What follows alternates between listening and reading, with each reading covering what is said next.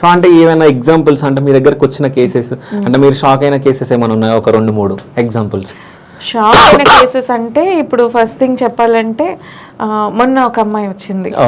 వచ్చి మేడం నాకు కొంచెం పైల్స్ లాగా ఉన్నాయి, నాకు 2 monthsలో పెళ్ళి ఉంది, మరి నేను పెళ్లి చేసుకోవచ్చా లేదా అండి.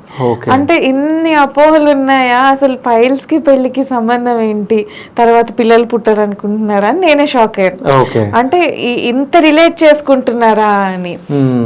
సో కొంతమంది ఏంటంటే ఇనీషియల్ స్టేజ్లో రారు, పెద్ద పెద్ద హిమరాయిడ్స్ అన్ని బయటకు వచ్చేసి ఇంత వాపుతో ఇంత పెద్దగా థ్రాంబోస్డ్ అయిపోయి లోపల క్లాట్స్ ఫామ్ అయిపోయి అక్కడ ఇన్ఫెక్షన్ వచ్చేసి చుట్టూ స్కిన్ అంతా కుళ్ళిపోయి వస్తూ ఉంటారు.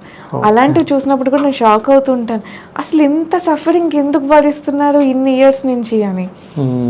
ఫస్ట్ థింగ్ ఇంకా చాలా మంది ఏంటంటే ఆడవాళ్ళు లేడీ డాక్టర్ ఉండాలి, ప్రైవేట్ పార్ట్ సిగ్గు. చాలా మంది వాళ్ళ స్పౌస్ కి కూడా చెప్పరు, వాళ్ళ హస్బెండ్ కి కూడా చెప్పరు. ఇది ఏంటంటే మనం కొన్ని ఇయర్స్ గా నా చిన్నప్పటి నుంచి చూస్తున్నాను మూవీస్ లో కూడా, వాడు కూర్చోలేడు, వాడికి పైల్స్ ఉన్నాయి అంటే వాళ్ళని ఒక చిరాగ్గా చూస్తుంటారా. సోషల్ స్టిగ్మా అనేది చాలా ఎక్కువైపోయింది కంప్లైంట్స్ మీద.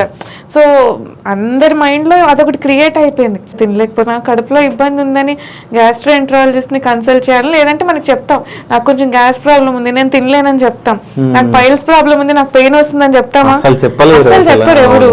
ఎందుకు మనం తినడం ఎంత ఇంపార్టెంట్, మన వేస్ట్ ఎక్స్క్రీట్ చేయడం కూడా అంత ఇంపార్టెంట్. అది కూడా పార్ట్ ఆఫ్ అవర్ లైఫ్. మనకు అది ఎక్స్క్రీషన్ లేదంటే అసలు ఎంత ఇబ్బంది.